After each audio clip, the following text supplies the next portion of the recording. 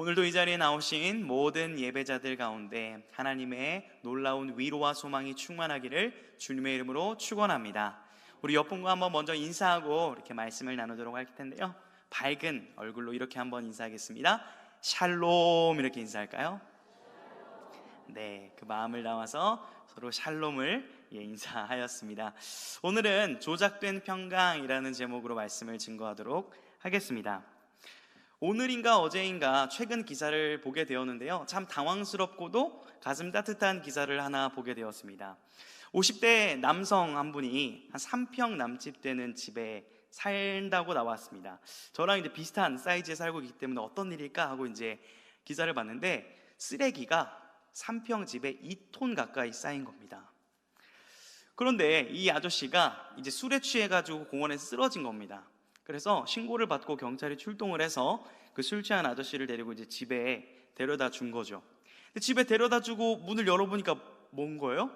쓰레기가 그 집에 가득한 겁니다.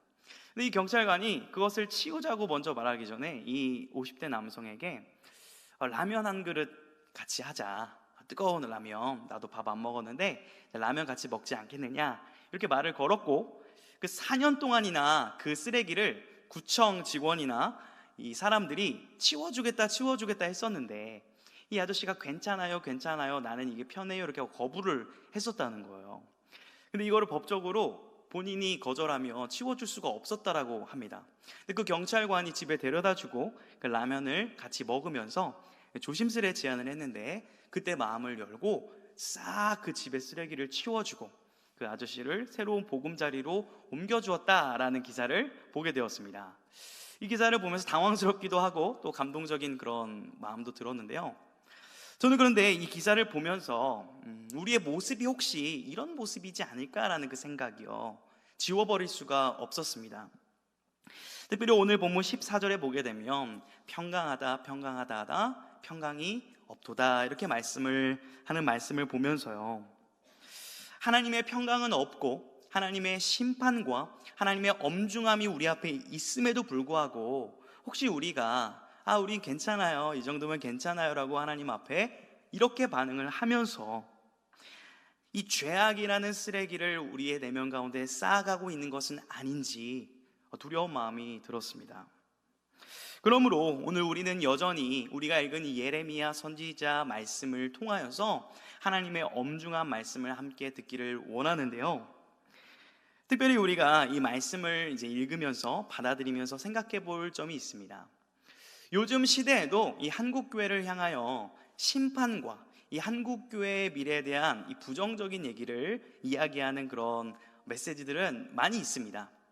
특별히 코로나19 기간 동안에 이제 유튜브라는 것이 되게 활발해지면서 이제 교회 사역을 하고 있거나 하고 있지 않은 많은 분들이 이대로 가다가는 한국교회가 위기다, 한국교회가 하나님의 심판 앞에 놓여있다, 이런 얘기를 많이 하는 것을 저는 접해볼 수가 있었습니다.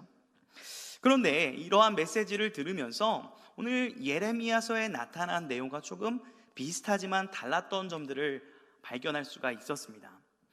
비슷했던 점이라 하면 한국교회가 이 하나님의 공의, 하나님의 이 심판에 대해서 좀 경홀히 여기는 그런 습성이 있기 때문에 우리가 눈물로 가슴을 찢으며 회개해야 되는 것은 분명함을 동의할 수밖에 없었습니다.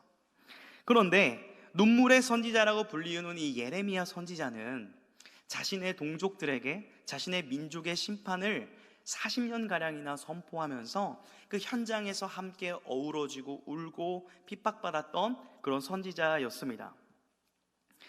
이것이 큰 의미가 있을 것 같은데요, 누구나 말은 할 수 있고 누구나 조언은 할 수 있고 누구나 비판은 할 수 있습니다. 근데 정말 그 상대방을 향한 사랑을 가지고 하느냐는 또 다른 문제일 텐데요, 제가 본 21세기 한국교회를 향해 비판을 하는 많은 분들은 정말 진심으로 하는 경우도 있었지만 어떤 날카롭고 냉철한 비판은 쏟아내지만 따뜻하고 정말 교회를 사랑하는 현장에서 씨름했던 그 사랑이 많이 담겨 있는가에 대해서는 조금 의문이 들었습니다. 심지어 하나님께서도 늘 선지서를 통해서는 이 회초리와 몽둥이를 드실 때도 있지만 결국 말씀의 종국에 가서는 회복과 구원이라는 메시지를 주시는 것을 우리는 또한 잘 알고 있습니다. 그렇기 때문에 이러한 아쉬움이 있긴 하지만 우리가 예레미야서 말씀 자체의 귀를 기울이면서 우리가 하나님의 그 엄중한 말씀 앞에 귀 기울이기를 소망합니다. 그렇다면 우리가 이 예레미야서를 이제 살펴볼 텐데요, 이 예레미야서를 어떻게 이해하고 우리가 받아들여야 하는가에 대해서 좀 정리를 하고 본문 한 구절 한 구절 살펴보도록 하겠습니다. 이 예레미야서를 이해하기 위해서 첫 번째로는 이 선지서에 나타나는 이 심판들, 이 강력한 이 심판의 메시지의 근거는 절대적으로 모세 율법에 근거를 하고 있습니다. 그러니까 이 심판의 메시지는 어느 날 갑자기 하나님께서 마음에 들지 않아서 이스라엘 백성들을 심판하는 것이 아니라 이미 엄청난 분량의 이 모세 율법을 통해서 경고하고 또 경고하고 조심하라고 했던 내용을 참고 인내하시다가 결국 심판을 선언할 수밖에 없는 이 약속의 실행이다라고 우리가 이해할 수 있습니다. 또 어떻게 볼 수 있냐면 이 예레미야서는, 선지서는 엄중한 심판 자체가 목적은 아닙니다.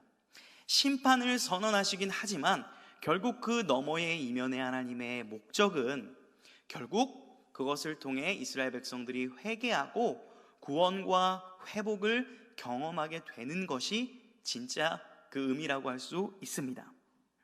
또 선지서를 이해할 때 우리가 마지막으로 살펴볼 것은 이 구약의 메시지다 하더라도 우리 신약의 성도들은 예수 그리스도 안에서 여전히 이 구약의 정신과 이 구약의 메시지가 우리 삶에 그대로 적용될 수 있음을 우리는 인정하고 받아들여야 합니다. 이러한 배경과 이해 안에서 우리가 말씀을 살펴보기를 원하는데요, 오늘 15절의 긴 구조, 오늘 본문 말씀에 좀 자주 등장하는 그런 개념과 단어가 있습니다. 어떤 단어가 많이 등장을 할까요? 네, 바로 여호와의 말씀이라는 개념이 참 많이 등장을 합니다. 앞에도 보시면 6절과 9절과 12절과 15절의 처음, 중간, 끝, 우리가 읽었던 본문의 이 구조 안에 이 하나님의 말씀이 뼈대를 이루고 있고 전체를 주도하고 있음을 우리가 구조적으로 알 수가 있습니다. 그러면 여호와의 말씀이 지금 계속 울려 퍼지고 있는데 그 안에 핵심적으로 그 말씀의 내용이 무엇인가라고 꼽으라면요, 8절의 내용을 우리가 좀 들 수 있을 것 같은데 8절에 보게 되면요, 예루살렘아 너는 훈계를 받으라 이렇게 말씀을 하죠. 10절에 보게 되니까 그들이 그 귀가 할례를 받지 못하여서 듣지를 못하는구나 이런 말씀이 또 있습니다. 이게 어떤 의미겠습니까? 하나님의 백성들이 하나님의 말씀을 귀를 닫는 거죠. 혹은 한 귀로 듣고 한 귀로 흘려버리는 이 하나님의 말씀의 위상이 현저히 떨어졌고 말씀을 소홀히 대하는 모습을 우리가 알 수 있는 것입니다. 특별히 이 예레미야서에 나타난 경고의 말씀은 이 시대에도 우리가 피할 수 없는 그런 메시지인데요, 사람의 이성과 사람의 합리성이 중요시된 이 시대 가운데 이 성경에 대한 많은 도전들이 있습니다. 성경을 바르게 이해하고 공부하고 연구하는 것은 너무나 중요하지만 이 성경을 말씀으로 받아들이기 이전에 이 말씀을 하나의 문서, 하나의 책 정도로 여겨서 이 성경이 진짜 그러한지를 난도질하고 분석하는 그런 신학들이 참으로 이 시대에 많이 있습니다. 그러면서 어떤 좀 궤변들이 있냐면요, 이런 얘기들입니다. 나는 하나님을 믿고 예수님을 믿지만 성경을 다 믿지는 않습니다. 성경에 나타난 기적이나 여러 가지들을 저는 믿을 수 없지만 하나님은 믿습니다 라는 이상한 궤변을 늘어놓는 분들이 생각보다 많다라는 것을 알아주셨으면 좋겠습니다. 그런 안타까움 가운데 제가 이를 호소하면서요, 우리가 하나님의 말씀을 오늘 살펴볼 때 조금 지루할 수 있겠지만 성경책을 한 절 한 절 좀 보면서 그 말씀 자체의 의미를 우리가 곱씹고 그 말씀에 귀 기울이는 방식으로 말씀을 더 나누도록 하겠습니다. 우리 1절을 보게 되면요, 베냐민 지파가 등장을 하죠. 이 베냐민 지파는 아주 큰 지파는 아니었지만 이스라엘의 초대 왕이었던 사울 왕을 배출할 만큼 그래도 인지도와 영향이 있었던 그런 지파였습니다. 당시에 이 예루살렘에는 베냐민 지파가 많이 거주했을 것으로 보이는데요, 지금 12지파를 대표하는 지칭으로 베냐민을 부르는 것입니다. 가령 우리가 누군가에게 지희 아빠 이렇게 부르면은 그분이 누군 거죠? 지희 아빠인 거죠. 지희 아빠란 저의 아버지십니다. 저희 누나가 지희라는 이름을 가지고 있거든요. 지희 아빠라고 불러도 그분은 저의 아버지죠.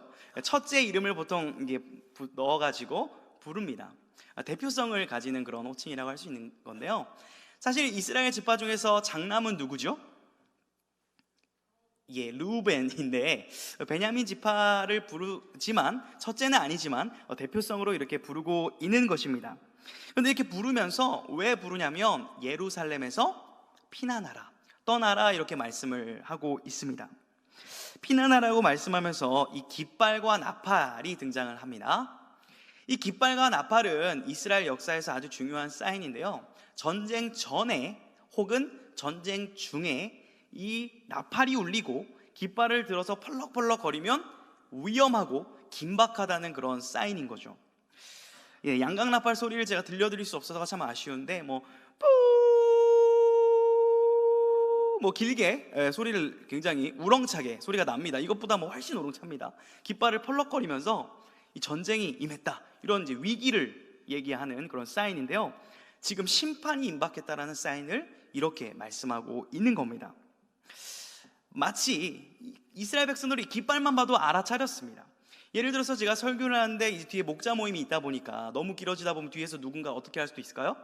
시계 이렇게 하거나 요거 하면 제가 알아듣잖아요. 빨리 끝내라는 사인인 것처럼 마찬가지로 뿌 소리 나면 딱 알아듣는 겁니다. 당시 백성들이. 그런 의미인데요, 2절을 보게 되면 이런 긴박성을 알려주면서 뭐라고 말씀하냐면 아름답고 우아한 시온의 딸이 등장합니다. 화려해요, 수식어가.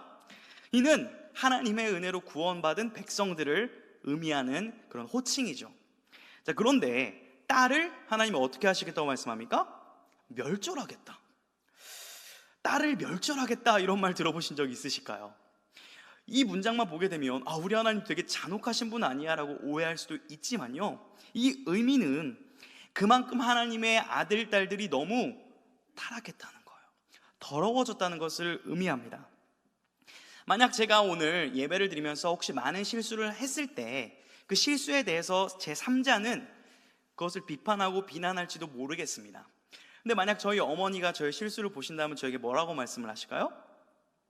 그럴 수도 있지, 괜찮아, 이렇게 아마 말씀하시지 않을까요? 저희 어머니가? 잘 모르겠네요. 그런데 만약에 제가 하나님을 떠나서, 이 진리의 말씀을 떠나서 이단에 가서 사역을 하겠다든지, 아니면 타인을 괴롭히고 타인을 죽였다든지 그런 죄악을 범했을 때도 저희 부모님께서 과연 괜찮다라고 말씀을 하실까요? 전혀 그렇지가 않습니다. 그것은 사랑이 아니죠. 마찬가지로 내 딸을 멸절하겠다라는 것은 하나님의 그 안타까운 심정이 담겨 있는 것이죠. 아무리 그래도 어떤 잘못을 했길래 이렇게 강하게 말씀하실까? 6절 하반절에 보게 되면요, 이런 표현이 있습니다. 벌 받을 성 예루살렘이라는 그런 표현이 있습니다. 벌을 받기에 합당한 성이다, 이런 엄청난 그런 부름인데요, 이 성이 포악한 것으로 가득했습니다. 포악한 것. 이 포악하다의 의미를 찾아보게 되니까요, 이런 의미가 있습니다. 부정한 소득, 사기를 쳐서 벌어들인 검은 돈, 강한 힘으로 압제하고 눌러버리는 능력, 이런 것들을 의미합니다. 이러한 이 포악함이 얼마나 심각한지 말씀에서는 샘의 비유를 통해서 이 포악함을 비유하고 있는데요, 우리 성도님들 혹시 그 샘에서, 이렇게 강물에서 물이 콸콸콸콸 흘러나오는 그 장면을 보신 적이 있는지 모르겠습니다. 어떤 그 물의 그 콸콸콸 신선함을 보게 되면 그 생명력의 신비로움을 우리가 경험할 수 있게 됩니다. 아마 저보다는 여기 계신 성도님들이 자연을 볼 때 더 감격하고 감탄하는 그런 것이 더 풍성하리라는 생각이 드는데요, 그런 샘물이 콸콸콸 흘러나와야 되는데 뭐가 거기서 나오는 겁니까? 악이 콸콸콸 흩어져 나온다는 거죠. 엄청난 그런 비유인데요, 제가 2019년에 신학대학원에서 기숙사에서 지내던 시절에 이제 주일날에 아침에 나올 때 항상 배가 고팠습니다. 그래서 이제 1부, 2부, 3부 찬양을 인도해야 되다 보니까 이제 두유 하나 먹고 나오는 습관이 있었습니다. 그날도 여느 날처럼 두유에 이렇게 빨대를 딱 꽂아가지고 눈을 감고 먹으려고 하려고 했는데요, 빨대를 꽂으려고 딱 두유를 잡았는데 두유가 탁 나오는 겁니다. 빨대를 안 꽂았는데. 그래서 두유에 누가 구멍을 뚫어놨나 이러고 이제 그 두유가 바닥에 흩어져 떨어져가지고 그 바닥을 봤더니 두유 안에 뭐가 있었을까요? 구더기가 뚜꿈뚜꿈뚜꿈뚜꿈 거린 거예요. 그걸 제가 모른 채 먹었다면 제 뱃속에서 구더기가 꿈틀꿈틀꿈틀 거렸겠죠. 처음에 원망이 나올 뻔했습니다. 주님, 구더기가. 그러나 샤워를 하면서 감사함으로 바뀌었습니다. 그걸 보면서 너무 더러웠습니다. 그리고 한동안은 제가 두유를 먹지 못했어요. 근데 아이러니하게도 그날 한 권사님께서, 전도사님, 이제 전도사 때요, 전도사님 배고프시죠? 이 생두유 한 잔 드셔보세요, 이렇게 했었습니다. 제가 정말 정중하게 거절하느라 힘들었습니다. 그것을 통해서 참 더럽다라는 생각을 했는데요, 죄는 얼마나 더 더러울까 하는 묵상까지 연결케 하셨어요. 그런데 마치 지금 샘에서 악이 콸콸콸 쏟아져 나온다, 이렇게 말씀에서 비유하는 거죠. 그렇기 때문에 멸절하겠다, 심판하겠다라고 하면서 3절부터 보게 되면요, 그 심판의 과정을 이제 묘사하고 있는 겁니다. 목자가 등장을 합니다. 성경에서 원래 목자 하면 어떤 이미지죠? 선한 이미지입니다. 목자와 어린 양, 하나님과 우리를 비유하기도 하는데요, 오늘 여기 말씀에서 목자는 누구냐면요, 바로 이스라엘을 심판하는 나라의 왕이죠. 바벨론의 왕 느부갓네살을 또 표현한다고 할 수 있겠습니다. 4절과 5절을 보게 되면 이 공격이 이제 심판이 지속되는데 이스라엘이 버티려고 하겠죠. 하지만 계속 공격한다는 거예요. 그러면서 이런 표현이 있습니다. 요새를 헐자라는 표현이 있습니다. 이스라엘에게 요새라는 것은 굉장히 강력한 상징이었는데요, 이스라엘은 요새가 되게 많았습니다. 그래서 다윗 같은 경우는 이 요새를 의지하지 않고 여호와가 나의 요새다라고 고백할 만큼 그들에게는 요새라는 것이 강력한 의지가 되었는데요, 지금도 이스라엘 세계 유산으로 마사다라는 요새가 이렇게 문화유산으로 남아있는데요, 거기를 가볼 기회가 있어서 가보았는데 넓은 들판에 우뚝 솟아 있습니다. 그 지역만. 그래서 거기에 있으면 정말 어떤 군사가 와도 다 방어할 수 있을 만한 그런 요새와 같은 그런 공간입니다. 그런데 역사적으로 그 성을 이제 침략하기 위해서 어떤 전략을 피냐면, 성벽이 있고 이렇게 평지가 있으면 높이 차이가 나잖아요. 그래서 거기로 올라가려고 하면 돌 맞고 화살 맞고 죽습니다. 그래서 어떤 방법을 쓰냐면 나무를 놓고 흙을 놓고 해서 이 땅과 이 벽의 경사를 이렇게 산처럼 만드는 거예요. 거기로 올라가서 성을 점략하려는 그런 흔적이 여전히 이스라엘에 가면 남아 있습니다. 마치 이런 것처럼 끈질기게 바벨론이 너희를 공격하고 결국 요새도 무너질 것이다 라는 것을 지금 예고하는 것입니다. 이러한 가운데서 구절을 보게 되면요, 자연스럽게 이제는 바벨론이 너희를 심판하여 포도를 따듯이 이 이스라엘의 백성들을 포로로 끌고 갈 것을 구절에서 말씀을 하고 있는 것입니다. 조금 의아한 것은 하나님께서 예레미야에게도 이렇게 말씀을 하세요. 너는 내 손에 있는 광주리에 자주자주 놀리라, 이렇게 말씀을 하거든요. 이 의미는 여전히 남은 자들이 있을 것인데, 예레미야, 너는 그 남은 자들을 위해서 돕고 구원하고 함께하는 일을 좀 해줬으면 좋겠다, 이렇게 말씀을 하시는 겁니다. 그런데 10절의 예레미야의 대답이 조금 의외입니다. 이런 식으로 대답을 하는 거예요. 내가 누구한테 말하라고요? 들을 사람이 없습니다 라고 지금 10절에서 대답을 하고 있는 것입니다. 그러면서 상당히 재미있는 표현이 등장을 하게 되는데, 귀에 할례 받지 못했다, 이런 표현이 이제 등장을 합니다. 마음의 할례를 받아야 된다라는 표현은 구약 성경에서 종종 등장하기는 하는데요, 이 귀에 할례 받지 못했다라는 표현은 이 예레미야의 그 분노의 심정을 드러내주기도 하는 그런 표현이라고 할 수 있을 것 같습니다. 누군가가 말을 했을 때 이렇게 얘기를 듣지 않으면 화나잖아요. 그렇죠? 여기 계신 우리 성도님들도 청소년들과 대화를 많이 해보셨는지 모르겠는데요, 10대들 학부모님들이랑 대화를 하고 상담을 하다 보면 많은 분들이 좀 답답한 것이, 아무리 얘기를 해도 이 녀석이 어릴 때는 말을 잘 듣더니 이제는 듣지 않고 방문을 쾅 닫고 안 듣는다는 것이죠. 혼내야 될지 기다려야 될지 항상 고민이 된다는 겁니다. 그럼 저도 위로해드리고 공감하지만서도요, 저도 어렵습니다. 100의 얘기를 해주려고 하면 한 10밖에 안 듣고요, 그 한 20 정도만 듣게 하기 위해서 마음을 열고 좀 다가가는 노력을 하고 20만 전해줘도 그 20을 받아들이게끔 저도 접근을 하고 있는데요, 만약에 아무리 열심히 얘기를 해도 여기 계신 분들이 다 눈을 감고 계시거나 한마디도 듣지 않는다면 저도 하나님 앞에 원망을 하지 않을 자신이 있을까 하는 그런 의문을 가져보게 됩니다. 예레미야가 얘기했을 때 아무도 듣지 않았던 거죠. 어떤 얘기를 했길래 듣지 않았습니까? 비교적 쉽고 간결한 내용입니다.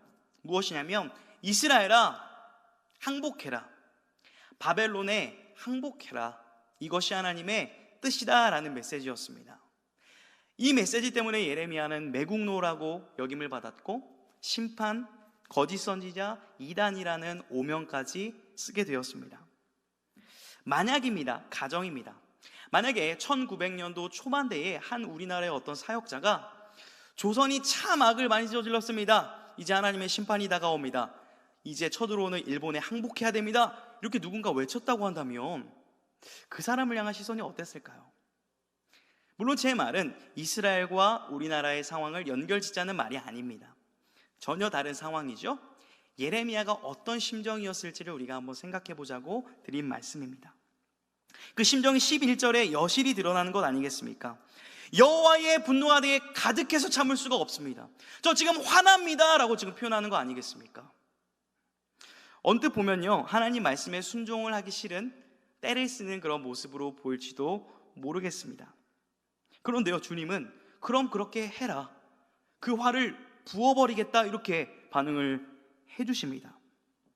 사실 11절의 말씀은 선지자로서 반드시 거쳐야 될 그런 과정이었는데요, 하나님의 마음과 심정이 선지자의 마음에 전이가 되어서 하나님의 마음과 합하여져서 입술로만 그 심판을 명하는 것이 아니라 삶으로 그 심판을 40년 내내 전했던 선지자 예레미야가 하나님의 사람으로 되어가는 과정을 우리가 볼 수 있는 거죠. 가령 현대 설교자들의 경우도요, 하나님의 어떤 따뜻하고도 섬세한 그 사랑을 얘기하면서 표정이 만약에 하나님이 여러분을 사랑하십니다, 믿으십니까? 이렇게 한다든지요, 하나님의 엄중한 심판을 선포해야 되는 상황 가운데서 웃으면서 어떤 소심하거나 좀 부끄러운 기질 때문에 하나님 말씀 지켜야 돼요, 아멘, 이렇게 한다면 그 메시지의 어떤 것이 오롯이 전달되지 않지 않습니까? 마찬가지로 선지자는 그 마음, 하나님의 심정과 합해진 겁니다. 그 상태로 지금 분노하고 심판을 명하고 있는 것입니다. 그런데 1장 6절에 보게 되면 지금 예레미야의 모습과 참 상반된 모습이 나타나는데요, 1장 6절 한번 PPT 보며 읽어보겠습니다. 시작. 내가 이르되 슬프도소이다, 주 여호와여 보소서, 나는 아이라 말할 줄을 알지 못하나이다 하니. 나는 아이라 말할 줄 모릅니다라고 했던 예레미야가 6장에 오니까 불타는 하나님의 그 심정으로 진노와 심판을 선포하는 선지자가 되어 있는 모습을 우리는 볼 수가 있습니다. 예레미야의 이 분노, 하나님의 심판의 부으심이 왜 합당할까요? 13절부터 보게 되면 너무나 안타까운 이유가 등장을 합니다. 13절에 보게 되면 가장 작은 자로부터 큰 자까지 다 탐욕을 부리며입니다. 지금 지도자들과 기득권들을 말할 것도 없고요, 청년들, 젊은 세대들, 아이들까지 탐욕을 부린다라는 거예요. 너무나 안타까운 상황인데요, 최근에 10대들과 많이 대화를 할 기회들이 있었습니다. 청소년들과 대화를 해보면 삶의 목적과 이유가 무엇이냐라고 이렇게 질문을 던졌습니다. 조금은 하나님과 예수 그리스도입니다를 기대했는데요, 우리 솔직하게 나눠보자, 솔직하게라고 했더니 돈이라는 답변이 대부분이었습니다. 다는 아닙니다. 심지어는 돈을 위해서라면 감옥에 들어가거나 어떤 범죄를 저지르는 일이 있더라도 할 수 있다라는 그런 대답도 꽤 많이 크리스찬 청소년들에게서도 나오는 것을 확인했습니다. 너무나 안타깝고 또 어른들의 잘못 아니겠습니까? 잘못된 것을 잘못됐다라고 가르쳐줘야 되는데 너무 안타까운 사실은요, 14절에 보게 되면 선지자들과 제사장들까지 다 타락한 겁니다. 가르쳐줄 사람이 한 명도 없는 겁니다. 지도자들이 백성의 상처를 가볍게 여긴다라고 말씀에 기록이 되어 있습니다. 지금 시대로 생각해보면 목회자들이 성도들의 삶을 그냥 가볍게 생각하며, 또 성도들이 신앙생활을 제대로 하지 않고 있더라도 그것을 터부시 여기며 괜찮아, 이 정도면 됐어라고 여기는 그 모습 말이죠. 지도자들도 이렇게 말하는 겁니다. 괜찮을 겁니다. 우리 평안할 겁니다. 우리 소망이 그래도 있지 않을까요? 아니요, 안 괜찮다고 말할 수 있는 것이 말씀의 선포자입니다. 평강하다라고 미혹하면서 이 시대 가운데도 얼마나 많은 그런 올바르지 못한 메시지들이 전해질 때가 있는지 저 또한 반성하게 됩니다. 가령 성경의 가르침은요, 하나님의 공의에 대해서도 분명하게 가르치고 있는데, 어느 쪽에서는 이 공의가 좀 무섭다, 좀 잘못된 거 아니냐라고 하면서 이 지옥에 대해서 아예 얘기를 하면 안 된다. 하나님은 사랑의 하나님이기 때문에 모든 자들을 다 구원하실 거니까 이 지옥 얘기하지 말자, 이렇게 얘기하는 기독교 내의 의견도 있고요. 또 반대급부로 하나님의 공의와 심판을 얘기하며 성도들이 어떤 두려움과 이 경각심 가운데서 너무 자유롭지 못하게 신앙생활을 하기 때문에 사랑만 얘기하면 너무나 방종되기 때문에 강하게 공의와 심판을 얘기해야 된다는 반대의 극부도 있습니다. 가령 이번 JMS 사태만 보더라도요, 그 내부적으로 이 JMS 영상 기사들을 절대 보지 말라는 그런 지령이 있다라고 합니다. 그러면서 이 영상을 보는 것 자체가 영혼을 파괴하는 일이고, 이 JMS를 욕하면 지옥에 간다, 이렇게까지 겁을 주는 것입니다. 그러면 보지 않는다라고 합니다. 이런 식으로 거짓된 메시지로 얼마나 많은 자들을 미혹하는지, 그러면서 우린 괜찮아, 우린 고난받는 거야, 조금만 지나면 우리는 소망을 얻을 거야 라면서 이단들도 그렇게 생각한다고 합니다. 이것은 아닙니다. 사랑하는 성도 여러분, 우리는 오늘 이 지금 말씀 앞에 어떤 모습으로 서 있습니까?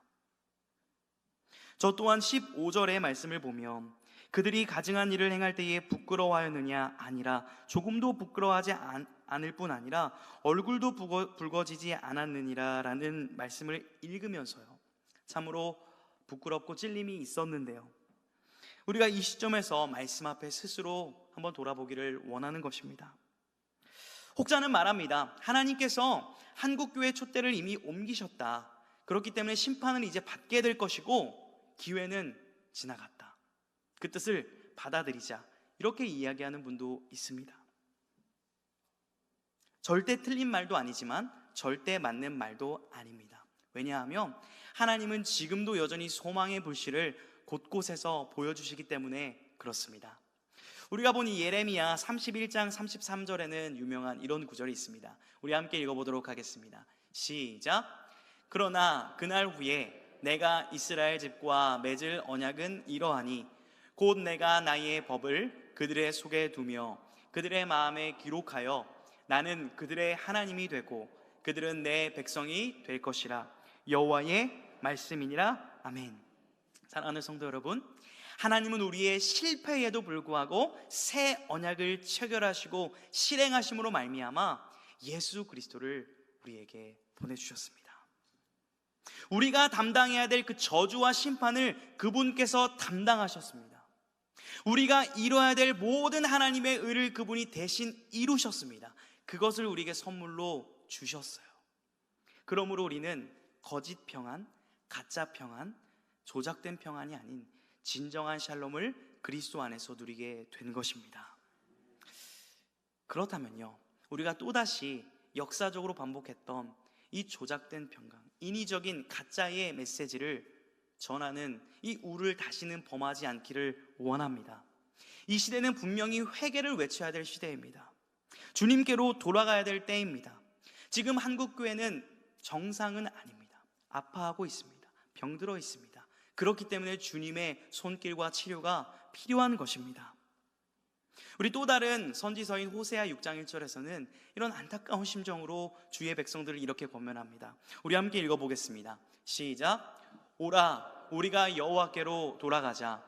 여호와께서 우리를 찢으셨으나 도로 낮게 하실 것이요 우리를 치셨으나 싸매어 주실 것임이라. 아멘.